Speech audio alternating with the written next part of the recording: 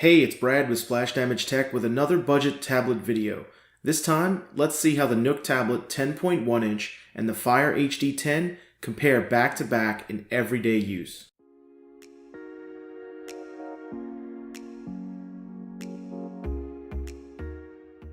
Let's start this off with something that many people use their tablets for, browsing the internet. I'm going to use Chrome here on both, even though it doesn't come included with the Fire HD 10, to make this as fair as possible. Both tablets are also connected to the same Wi-Fi network during this entire test.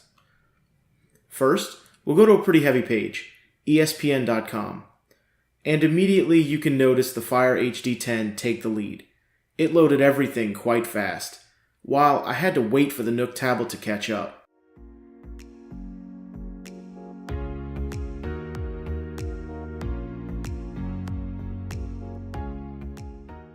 This is most noticeable when scrolling.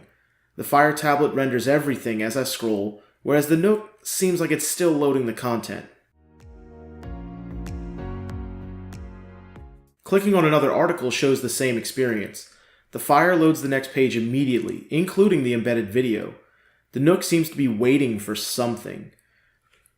To rule out any network issues, I ran speed tests on all the devices I have next to me.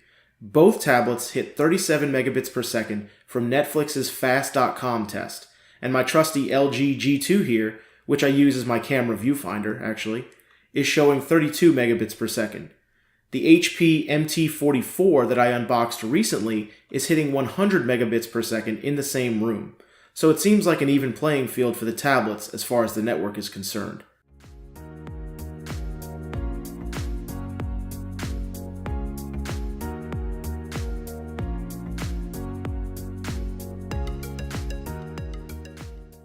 Next, I'll switch to a lighter website, Wikipedia. Even on these text-heavy pages, you can see the NOOK struggling to render the page as I scroll. You can even see the difference in fluidity between the two tablets. The Fire scrolls quickly and fluidly with no stutters, while the NOOK can't seem to keep up, and it gets a bit jagged.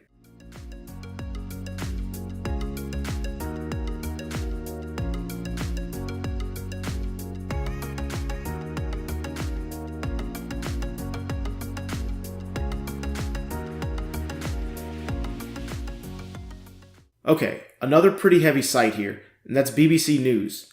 This site, at least at first, seems to be doing fine on both. The NOOK seems like it's handling it okay, and the Fire's doing great. As long as you keep the scrolling to a slow pace, the NOOK can cope fine. And let's find an article and see how they do.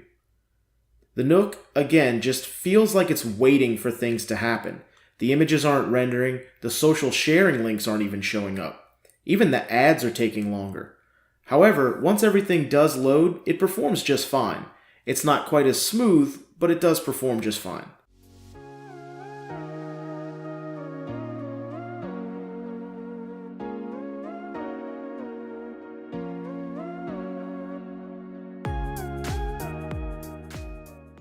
Let's pinch to zoom and see what happens.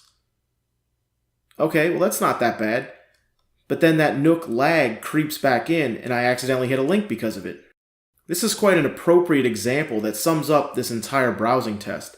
The sluggishness of the NOOK makes the screen feel very unresponsive and twitchy, and it makes the entire experience frustrating at times.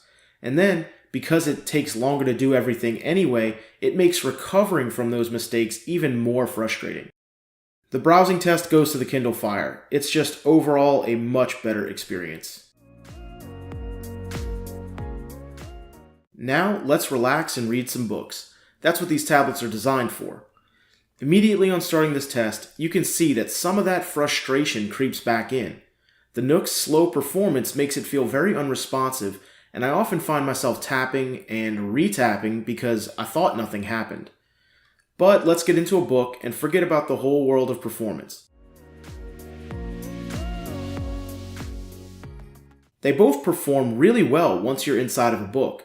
The NOOK has a bit of delay in page turns, but I'll blame that on the little page flipping animation.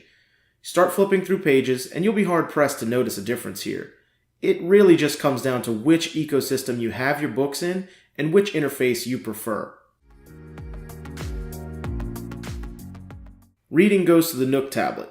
access to all the bookstores you can find in the Google Play Store, a premium feel, and a little bit longer battery life while reading give it the win. Next, we'll also do something that most people tend to do on their devices, browse and install apps. And I'll be using the Google Play Store to keep it fair here. As you can see, the Kindle Fire HD10 demonstrates that same fluidity from the browsing test. Scrolling around, clicking around, it's all just smoother and more enjoyable on the Kindle Fire. The NOOK is perfectly usable, it's just a little sluggish. Let's go deeper and install something. How about Spotify? First thing I noticed was that they seem to be downloading different sizes, and that's weird. But surprisingly here, the NOOK actually installed the app faster, and I'll call this one a draw. Installing multiple apps seem to mirror this, so it must be a difference in the Android versions.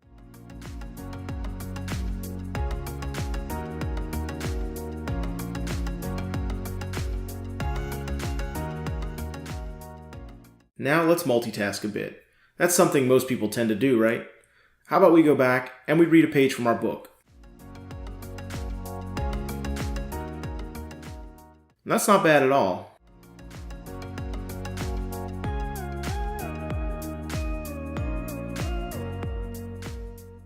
Now, let's throw a game into that mix. That chapter kind of bored me and I need some entertainment, so we'll jump into Alto's Adventure. These tablets are both freshly restarted before this test, so this should be a fair look at how quick this game starts up on both of them. And immediately you'll notice the load time difference between the two. The Fire HD loads up much quicker.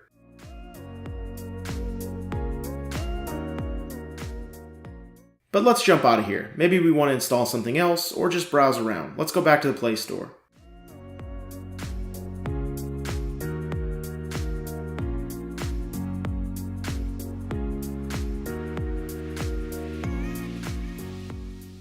The Fire tablet seemed to keep that in memory, while the NOOK had to reload the entire page.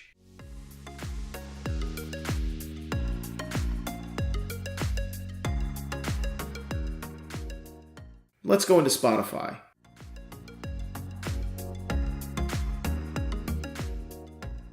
And let's go back out to the launcher.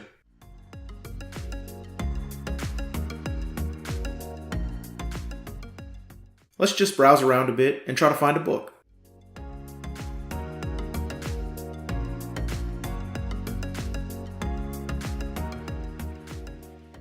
Oops, no, I'm bored with these books again, so let's get back into our game.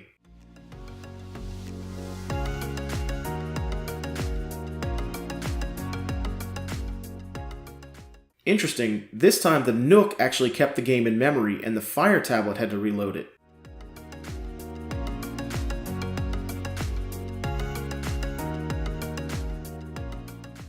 Okay, that's enough gaming. How about we go back into Chrome? We'll load up that article about breakfast from before.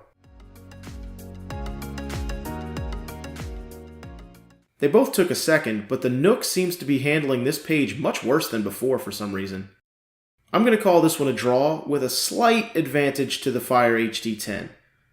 The Fire tablet has better game load times, browser render times, and overall better performance. But the NOOK doesn't seem all too fazed by jumping between apps, except for Chrome, but that performance was bad to begin with. Overall, what can I say about these two devices? How do they stack up? They're both pretty low-priced tablets aimed primarily at media consumption. For that purpose, they both get the job done.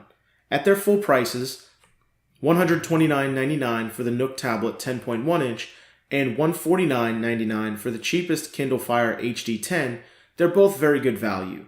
But I'd say even at full price, the Fire HD10 is the better value. It's pretty clear from the video that the Kindle Fire HD10 has the performance advantage, and I believe it has the better screen and speakers. Speaking of those speakers, they also fire down when the tablet is being held in landscape mode, which is great for videos or gaming. The stereo speakers on the NOOK tablet 10.1 get blocked by your right hand while playing games, so that's something to think about. The NOOK is by no means a bad tablet. It suits the target reading market that Barnes & Noble caters to really well. It has a bright, crisp screen and it feels nice to hold. Its inclusion of the Google Play Store out of the box also gives it a distinct advantage over the Fire HD10. However, that can be fixed quite easily in about 2 minutes, but some people don't want to deal with that, and it's understandable. They just want their tablet to work, and who doesn't want that? We've done benchmarks, we've played games, and now we've compared them side by side. So how would I sum these two tablets up? Well, the NOOK Tablet 10.1 feels like a device made for, well, reading. It's a 10.1-inch reading tablet that technically can do other things. It's not extremely comfortable doing those other things, but it can do them.